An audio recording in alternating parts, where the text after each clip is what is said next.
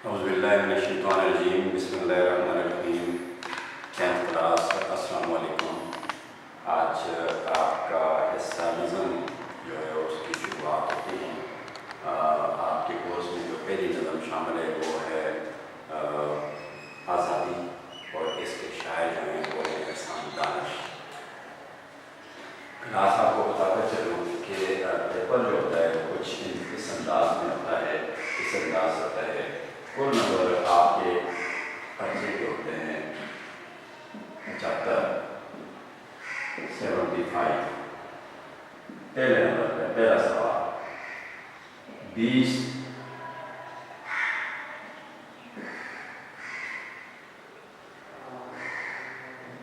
कसीरुल इंतखाबी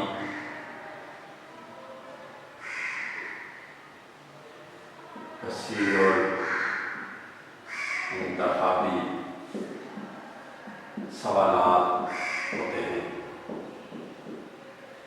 जिनको उर्फ़े आम में MCQs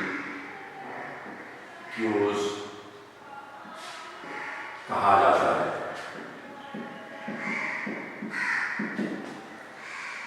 20 कसीरुल इंतखाबी सवालात होते हैं। कसीरुल इंतखाबी ज़्यादा जिसके लिए जवाब मुकर्रर किए जाते हैं उनमें से आपने चुनना होता है। इनको आम ज़बान में, उर्फ़े आम में हर वक्त जो हम बोलते हैं कहते हैं MCQs।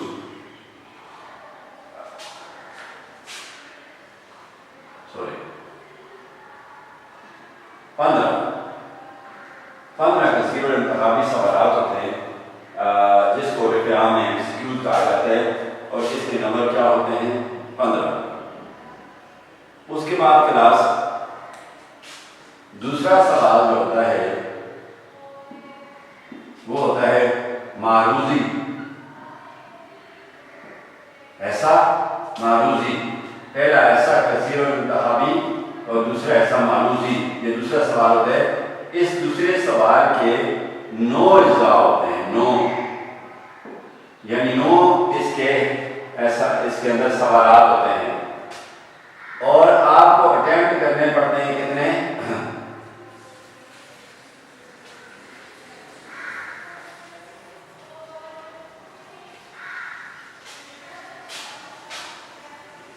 9 आपने अटेम्प्ट करने होते हैं। टोटल जो होते हैं इसमें 12 सवालात होते हैं, और हर सवाल होते हैं वो 4 नंबर के होते हैं, और नंबर बनते हैं इस ऐसे के 36। ये 4, ये 12, ये 9, ये 9 आपने अटेम्प्ट करने होते हैं। क्लास टोटल होते हैं 12, 9 आपने अटेम्प्ट करने होते हैं। हर एक 4 नंबर का होता है, ये 4 उर्दू में है ये, और कुल इस ऐसे के नंबर होते हैं 36। ये इंग्लिश में भी 36 लिख दिए और उर्दू में भी 36 लिख दिए।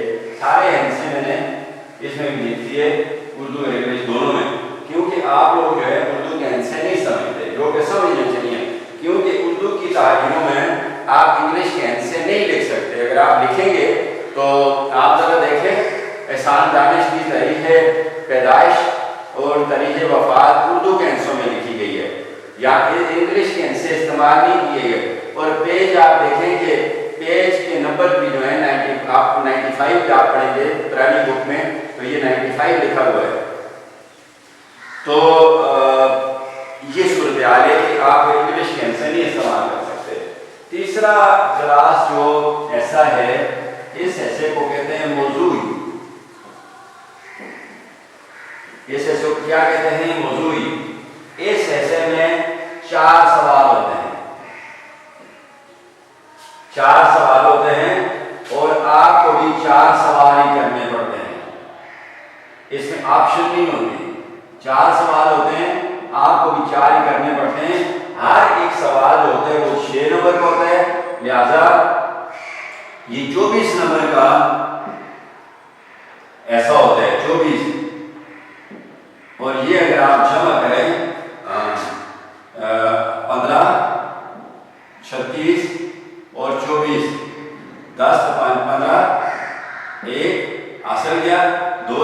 5 और 2 7, ये 75 नंबर हो गए। 15 MCQ के क्लास, 36 ऐसा मौजूदी के, 24 जो हैं ऐसा मौजूदी के, और टोटल कितने हो गए 75 नंबर। उर्दू में ऐसे लिखा जाता है 75 नंबर का। अब मैं आता हूं ऐसा मौजूदी की तरफ। ऐसा मौजूदी क्लास, ऐसा मौजूदी जो होता है यानी आखिरी ऐसा,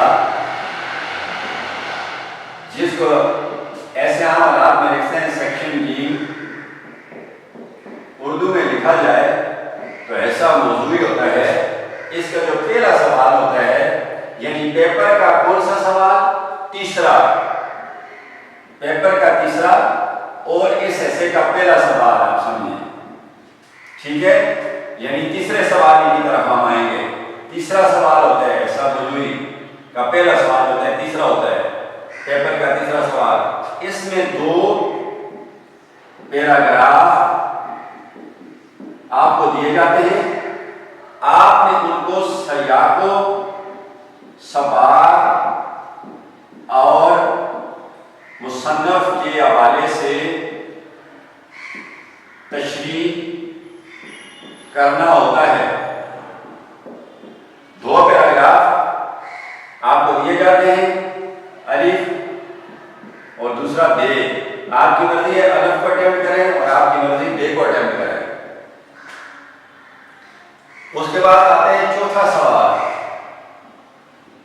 चौथा सवाल आता है पेपर का चौथा सवाल।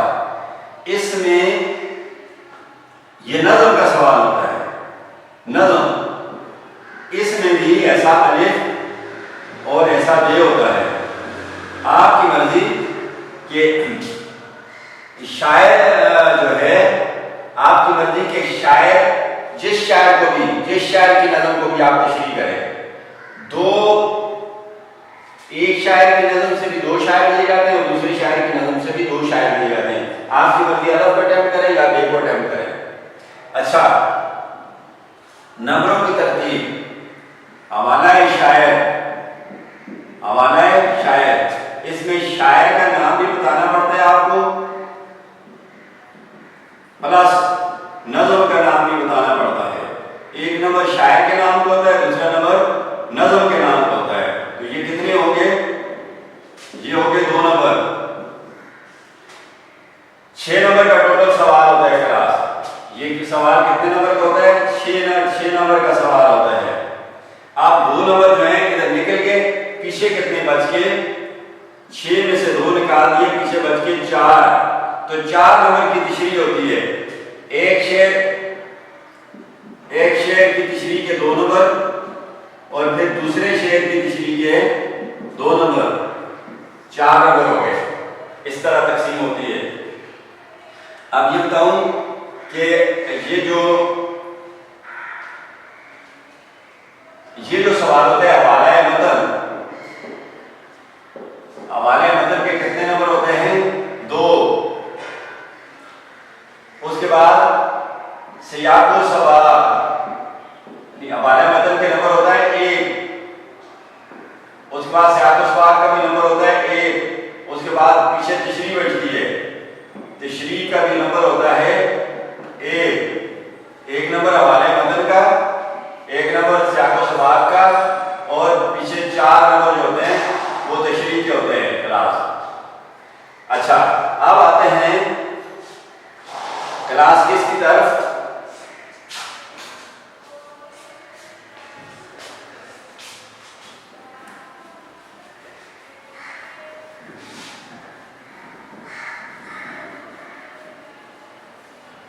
अब नजर के सवाल की तरफ। सवाल नंबर कौन सा आ गया क्लास, सवाल नंबर आ गया 5।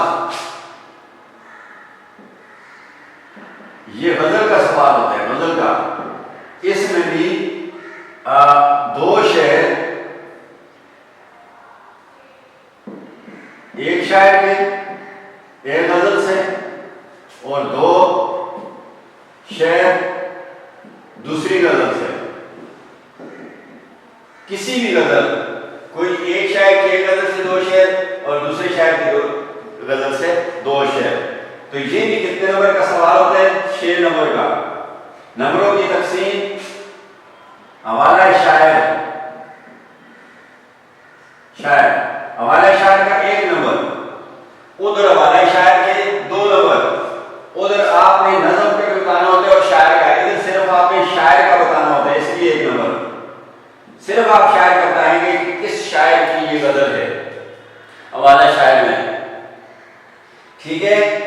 इसके अलावा जो है बाकी कितने बच गए? बाकी नंबर बच गए 5। 6 में से 1 निकाला, 5 बच गए, ठीक है क्लास। और ये जो 5 होते हैं ये 2.5 नंबर का, एक शेर के लिए 2.5 नंबर और दूसरी शायर के लिए 2.5 और दूसरे के लिए 2.5, यानी अलग के भी 2.5 और बे के भी 2.5। तो ये 5 हो गए, टोटल 6 हो गए। उसके अलावा क्लास अगली बात ये है कि जो छठा सवाल होता है, छठा सवाल,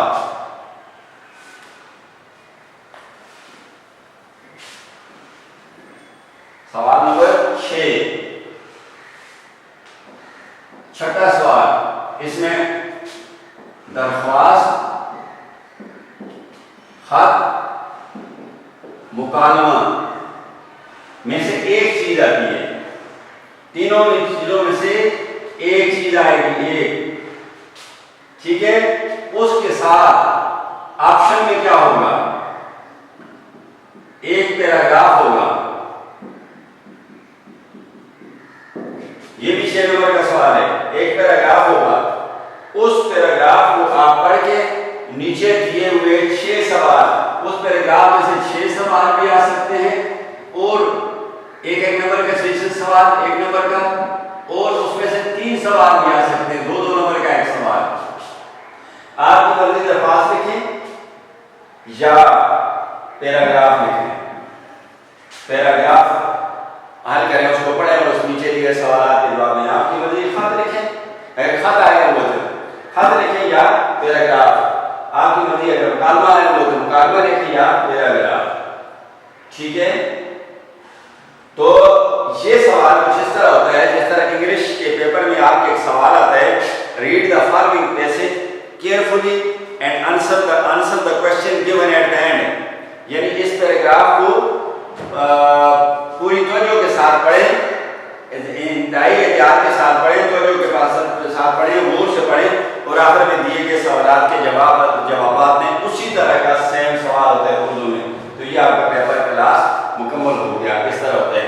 लिहाजा नज़म का 6 नंबर का सवाल आता है आपके कोर्स में। अब मैं जाऊंगा इंशाअल्लाह एहसान दानिश के अलाते जिंदगी की तरफ। एहसान दानिश माजर शायर, हिंदुस्तान से आए हमारे मुसलमान भाई हैं। ऐसे ही माजर का लेवल वो बड़ा पसंद करते हैं, लेकिन नीम को हमारे अभी महाजर नहीं है, वो ये उनका मुल्क है। और हमारे मुसलमान भाई अल मुस्लिम और इख्वान मुस्लिम, मुसलमान को मुसलमान का भाई है, नबी करीम सल्लल्लाहु अलैहि वसल्लम की हदीस है। शायर का नाम है क्लास एहसान दानिश। एहसान दानिश पैदाइश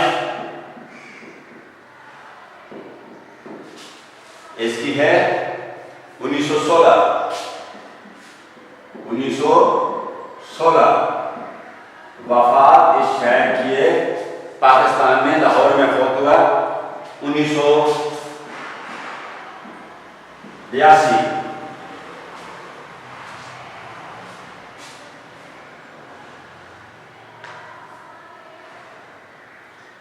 पैदाइश, जाए पैदाइश जिला मुजफ्फरनगर। ये कहाँ है? हिंदुस्तान के सबसे बड़े सूबे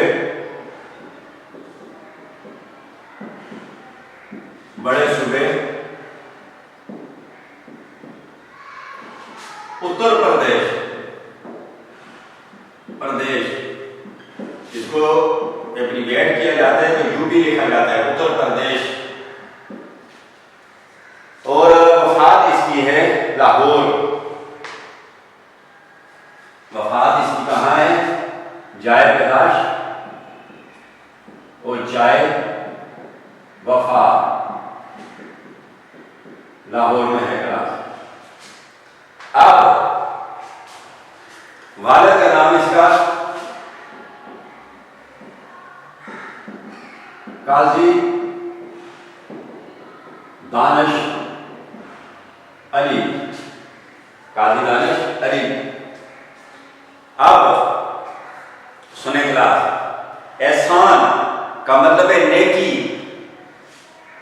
अच्छा सलूक, मेहरबानी। दानिश का मतलब है इल्म, अकल, दानाई, हिकमत। विलादत यानी पैदाइश 1916। साथ जो है ये जो लगा हुआ है हमजा, इसको कहते हैं ईस्वी को शो कर रहा है, सन को शो कर रहा है, ईस्वी, सने ईस्वी। एक होता है क्लास सने हिजरी, हजरत उमर रज़ी अल्लाह ताला अन्हु का बनाया वो कैलेंडर ये लिखा जाता है सन के साथ। दूसरा है सने बकरवी, ये महाराजा बकरमा जीत ने इस कैलेंडर को बनाया था। राजा बकरमा जीत, महाराजा बकरमा जीत। महाराजा बहुत बड़ा राजा, बड़ा बड़ा बादशाह, बकरमा जीत का बनाया हुआ कैलेंडर है। और तीसरा यूनानी कैलेंडर है, सने ईस्वी, ये यूनानी कैलेंडर है। दुनिया के 80% ममालिक में ये राइज है, राइज है। हम लोग सने ईस्वी को ही समझते हैं, सने बकरवी को हमारे बुजुर्ग समझते थे, और सने हिजरी को भी हम लोग नहीं समझते जो हमारा इस्लामी कैलेंडर है। महाराजा बकरमा जी बुनियादी तौर पर हिंदू थे जिसने इस कैलेंडर को बनाया, और राजपूत खानदान के कबीले से ताल्लुक रखते थे। उन्होंने अपने दौर में उलूम व फनून को तरक्की दी और हिंदुस्तान के तहजीब व तमद्दुन को भी तरक्की दी। अदल व इंसाफ उनकी जो है खूबी थी। जात पात पर यकीन नहीं रखते थे, कौमियत परस्ती पर यकीन नहीं रखते थे, और ब्राह्मण, शूद्र, खस्त्री और वैश्य सबसे यकसा शुरू करते थे। क्योंकि हिंदुस्तान के अंदर जात पात की तकसीम है, ब्राह्मण जो है उनके साथ अगर वैश्य टक्कर भी जाए और अगर उनकी बात भी सुन ले तो वो शीशम दिखलाकर उनके कानों में रखा जाता है, और बड़ा बुरा सलूक करता है। ये सफाई का काम ये लोग करते हैं, ये सबसे यकसा सलूक करते थे और सच को अहमियत देते थे। उनके कारनामों में नुमाया कारनामा जो है इस कैलेंडर का आगाज है। तो ये यूनानियों का कैलेंडर है, ये बकरमा जीत का, और ये हिजरी कैलेंडर है मुसलमानों का, और ये यूनानी कैलेंडर है 80% ममालिक में राज है।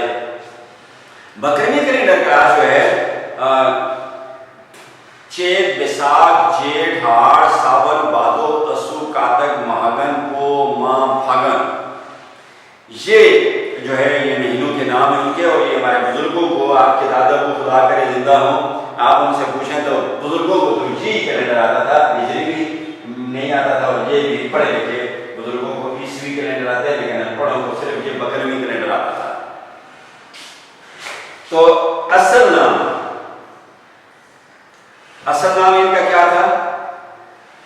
एहसानुल हक, अल्लाह का एहसान, अल्लाह की मेहरबानी मीनिंग है नाम के। और दानिश तखल्लुस था, दानिश तखल्लुस, वो मुख्तसर नाम जो शायर अपनी शायरी में अपने नाम की जगह इस्तेमाल करता है, वो मुख्तसर नाम जो शायर क्लास इसम की मानी के लिहाज से दो इकसाम होती है। इसमें मार्फा और दूसरी इसमें नकरा। मैं बात करूंगा यहां इसमें मार्फा पे,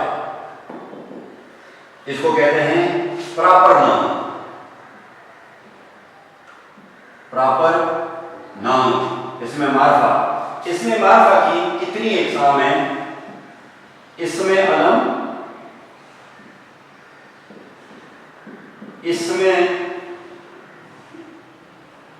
ज़मीर, इसमें इशारा, इसमें मौसूल। ये 4 इकसाम है। अब मैं आऊंगा इसमें अलम की तरफ, जिससे मेरा मकसद है अभी इस वक्त। इसमें अलम, इसकी कितनी इकसाम है क्लास?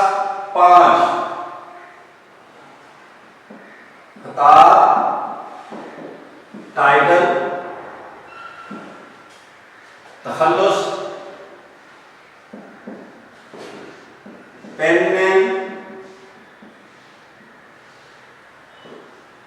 अच्छा लक़ब, सारनेम, खिताब, तखल्लुस, लक़ब, उर्फ, निकनेम और कुनियत, पैट्रोनिमिक।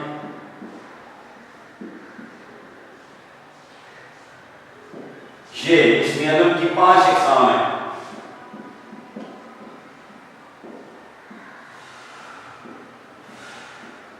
ये 5 इकसाम है।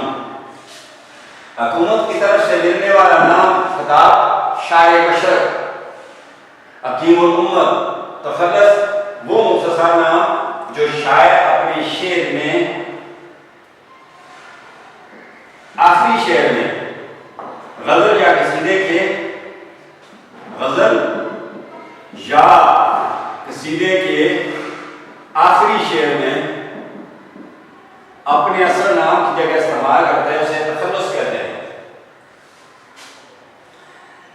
मतलब इसी नज़म से मिसाल कि तड़प कर बज़्म दानिश चले आए परवाने, तड़प कर बज़्म दानिश चले आए परवाने, अंधेरों से मगर फूटी नहीं तनवीर आज़ादी। तो पहले मिसरे में, इस नज़म के आखिरी शेर के पहले मिसरे में शायर ने अपना तखल्लुस इस्तेमाल किया है और उसको मक्ता बना दिया है।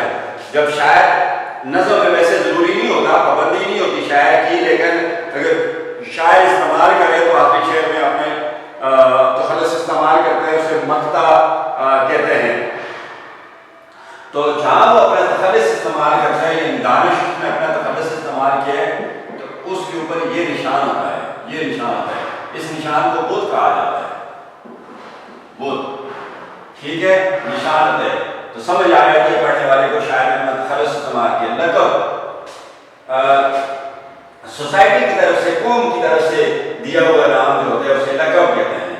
उर्फ जो नाम जो किसी खामी या खूबी की वजह से मशहूर हो जाए उसे निकनेम कहते हैं। कुनियत जो नाम बाप बेटे माँ बेटी या बाप बेटे माँ बेटी और माँ बेटे का ताल्लुक जाहिर करे उसे क्या कहते हैं? कुनियत। अब्बुल कलाम आजाद, अब्बुल कलाम आजाद यानी कलाम के अबू। ठीक है, हजरत अबू हरेरा, ये क्या है? कुनियत है। तो आगे चलते हैं क्लास। एहसान और दानिश तखल्लुस वो जिला मुजफ्फरनगर यूपी भारत में पैदा हुए। जिला मुजफ्फरनगर, जिला जिला किसे कहते हैं? जिला हुकूमत वक्त में किसी मुल्क को कंट्रोल करने के लिए उसे मुख्तलिफ हिस्सों में तकसीम किया होता है।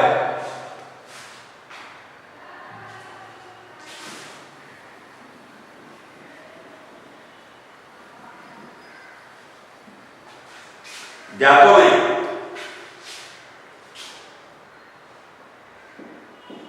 मौजा उसका कोई सरकारी हुक्मरान नहीं होता। मलक अयूब के दौर में मुकर्रर किए गए थे, आजकल भी है, वो कोई जरूरी इतना होती है थाने को पहुंचा देते हैं। नंबर 2, यूनियन कौंसिल कुछ मौजाजात को 3, 4, 5, 6, 7, 8 मौजाजात मिलकर या इससे भी ज्यादा यूनियन कौंसिल, उसकी चार्ट फॉर्म है यूसी, यूनियन कौंसिल। उसके बाद कई यूनियन कौंसिल मिलती हैं तो उनको कहते हैं तहसील। तहसील और तहसील का जो सरबराह होता है हुकूमत का,